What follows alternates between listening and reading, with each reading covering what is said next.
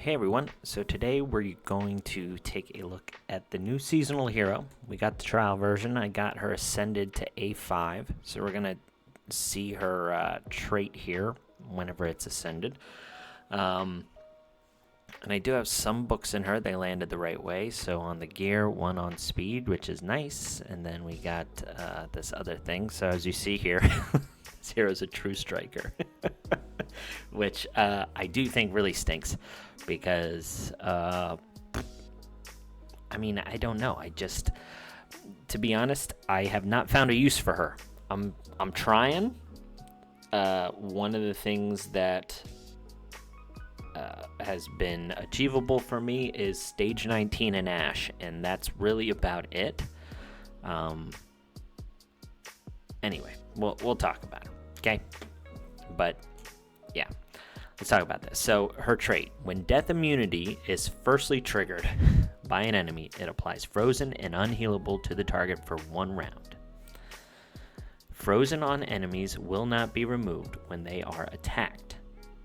Then, when she's ascended, it adds this line: at the same time, the enemy deals 120% damage to the ally with the highest attack, and 200% damage to this ally in dungeon battles.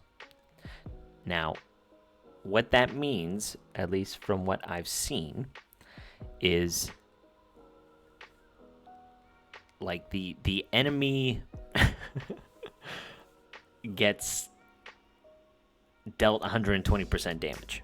Whoever has the highest attack on the enemy's team gets dealt 120% damage. I think it applies from her. I've got some videos, so we'll bring that up and we'll talk about it. I didn't actually pause and freeze and look at the damage, but I did 2 separate tests. I did one with her in a damage build and her just kind of speedy. So we'll take a look at that. And then it does 200% damage in dungeons. So it's, if you're going up against like Ash, it's going to do a little more damage.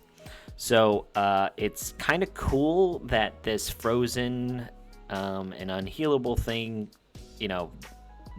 doesn't have like a cooldown. So that's kind of neat. But yeah, I guess that's all I'll say about that. So the basic does 130% damage when booked, and has got a 50% chance to apply frozen, and then the trigger chance goes up to 100 if the target is a fire enemy. This seems like, kind of a crappy basic, to be honest. 50% chance really stinks. It does go up to 100% if it's fire. Now, there are a couple fire heroes in the meta, but the only one that will really apply to is Alicia. She can't freeze Karma, and if Karma's in the match, she's basically getting crushed. So yeah, that's really it. And I guess Rosalie, but Rosalie's more of a niche pick. So her special ability deals 160% damage to an enemy. If the target has frozen, increases the duration of frozen by a turn, and applies frozen to another random enemy for 1 turn. This is okay. Something I have noticed is, anytime somebody triggers that death immunity, the frozen goes up. It doesn't need to be her. I didn't think that this was a thing anyway, but it is nice that it is confirmed. I have tested it on an Oderic. Haven't seen Atalann for me to test it on yet, but whenever Oderic starts the battle, it does not apply frozen, but whenever you're about to kill Oderic, it then applies frozen. You have to take him down to 1 HP. So we'll show that. So then, if the weird interaction with this is she's very fast, so she's going to be like one of the fastest people on the team. So for her to loop, this is meant to be, like her second move. But anyway, so that's that. So her ultimate deals 240% damage to an enemy, applies frozen to them for 2 turns. And then if the enemy is immune to or has removed frozen, it applies defense down 2 and unhealable to them for 3 turns. So this whole thing, if the enemy is immune to or has removed frozen, this doesn't apply to like immunity set. It just applies to like bosses that can't be controlled, right? So if they can't be controlled, then it applies defense down 2 and unhealable. Otherwise, it's just freezing them for 2 turns, similar to Tidecaller. So yeah, I had 2 different kind of builds.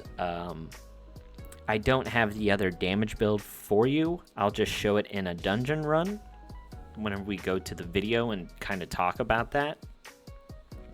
But yeah, this hero has a lot of issues. One, she needs focus, right?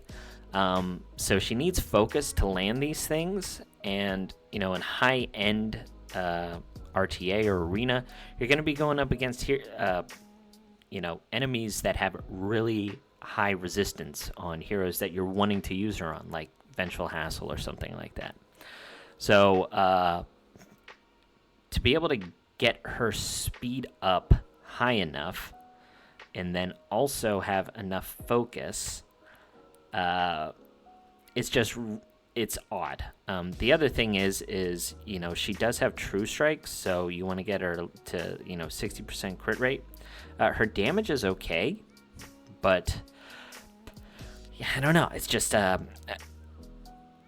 in comparison to the other seasonal heroes, she is way below the bar, in my opinion. So let's test her out on some of these things. So I'll show you her interaction with Vengeful Hassle.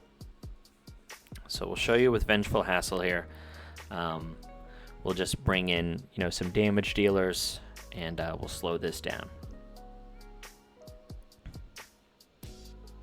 Okay, well, can't do that because Naya just kills Vengeful Hassle.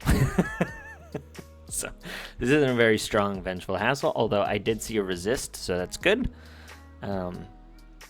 Anyway, let's jump back in there. We'll take Naya out. We'll do this. Okay.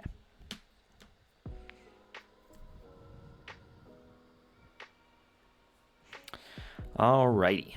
So we'll freeze the... we'll stun the Nathalia. We'll freeze the brand. We'll see there. So my my girl here is about 100% focus, and you saw it got resisted. So yeah, that's one of the bummers, is like you need to build a really high focus, which is, well, let's just say that sucks. So let's see what the interaction is with Vengeful Hassle.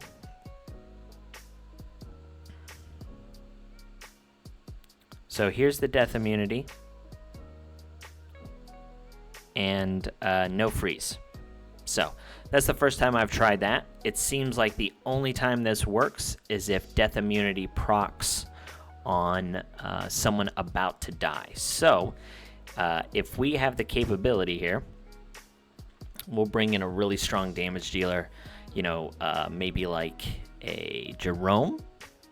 We'll bring in Jerome, and I'll show you what that looks like whenever it procs the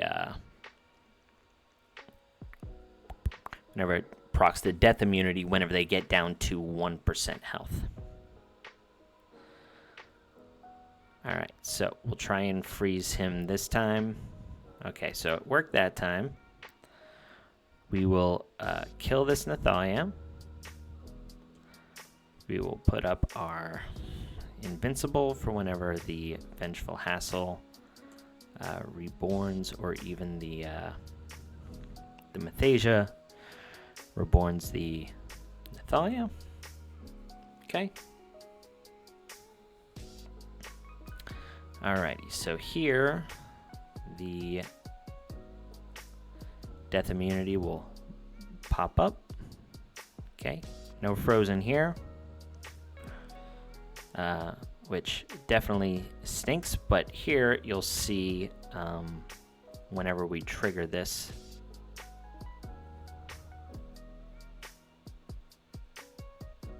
so I don't know if he's resisting that or what, but whenever he got hit here, that's whenever the trait proc, because you see the unhealable there, which is from her trait. That's when it applies the frozen unhealable, because we just used the basic. So, yeah, I mean, as you see, like, it didn't even proc whenever he put up the death immunity from his ult, so it didn't freeze anybody. Yeah, I don't really know what to tell you. This hero seems so bad. It seems so bad. I hate to say it. It looked bad on paper, and I hate to say it, but it seems even worse, you know, on... It just seems worse. Let's see if I can do something like this. I'll show you the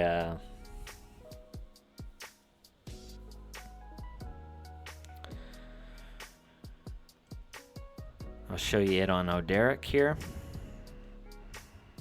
So once Balb takes him down to 1 life, it will trigger the freeze and the trait. So there's that, and then it froze and then put the unhealable. So, you know, from that perspective, I guess it's okay.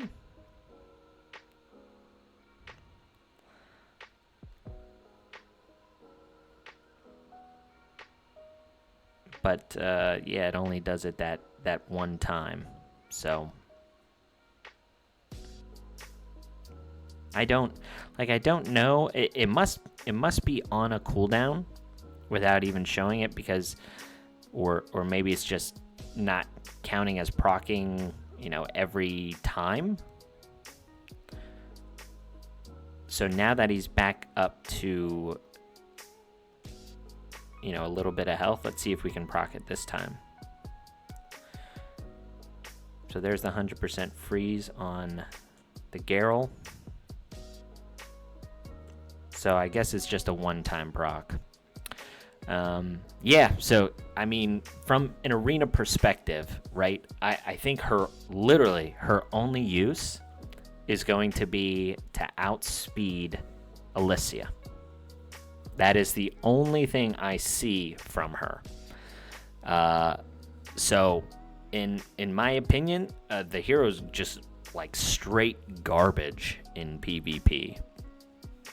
At first glance, you know? So, I don't know, that's that. From a dungeon perspective, like I said, I was able to kind of beat stage 19 with this team. Her unhealable and her defense down 2 is nice, you know, to pair with Kaysen to do a lot of damage.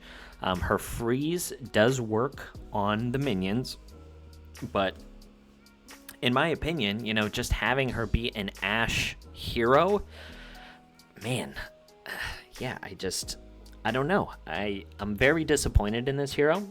I see Machine has put out a video as well, and he thinks she's very good. I'll have to watch that, but I am not impressed.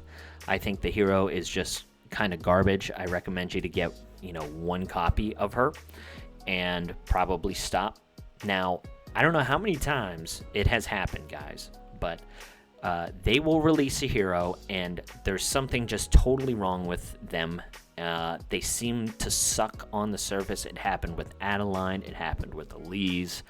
Who else did it happen with? Rosalie. It happened with Nero. Like, all of these heroes, whenever they release them, they just can't ever get it right the first time. So I don't know what could be changed here.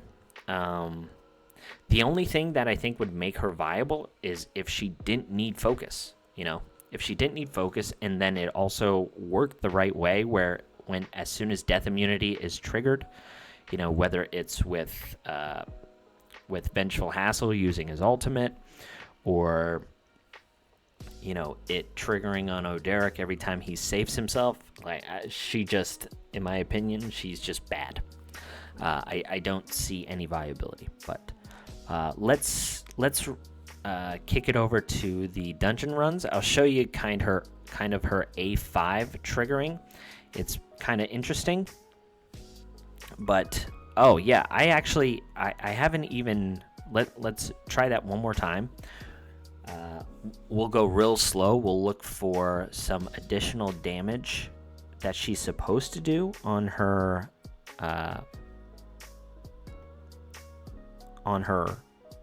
trait. Let's see if we can get that to work. But when her trait procs, it should do... We should see some little white damage here. Actually, with him being the highest attack... let's see. Let's see if we see some white damage. So we didn't. I don't know. Like, I can tell when her trait is working in Ash, which I'll show you. But here, it just... This is weird. So I'm assuming because Oderic has the highest attack that it's not really working. The problem is no one else has death immunity to trigger like the damage. So even her A5 trait feels useless. So the silver lining here is the hero is so bad that you don't even need to pull multiple copies, and you don't need to A5 her. So that's good. The bad news for Ace is they put out a really bad hero, so they won't get a whole lot of money for it. Yeah, so that's that.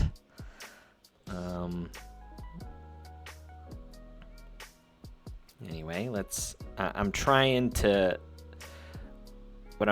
do here is I'm trying to not kill the Doomweaver Valeria because she has the highest attack. And once we get Vengeful Hassle down, once he uses his invincibility thing, if I don't die in that time, oh yeah, I'm gonna die. I brought the wrong team. I shouldn't have brought Guan Yu.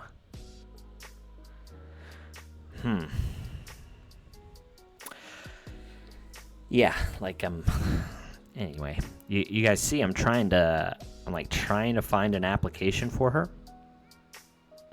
but I can't. So this is it's a bit frustrating for sure. Quite disappointing. We'll bring in Badmar. Badmar should help a little bit more. Okay, let's try this.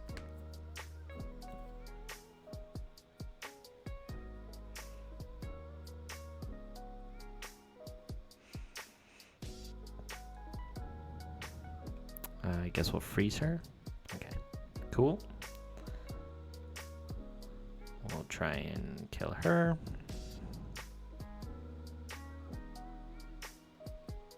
And then we'll do this because we do not want to kill the Doomweaver. Okay. So there's that. Again, no trigger. Okay, and then she died. But that's okay because Balberith. Okay, so what we're trying to see here is we're trying to trigger this death immunity on Vengeful Hassle because I want to see if the Doomweaver's attack, it says the highest attack, right? The enemy deals 120% damage to the ally. Oh, to the ally with the highest attack.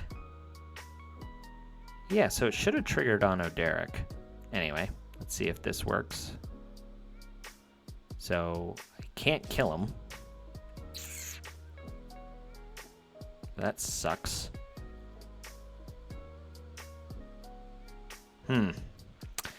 That's a bummer.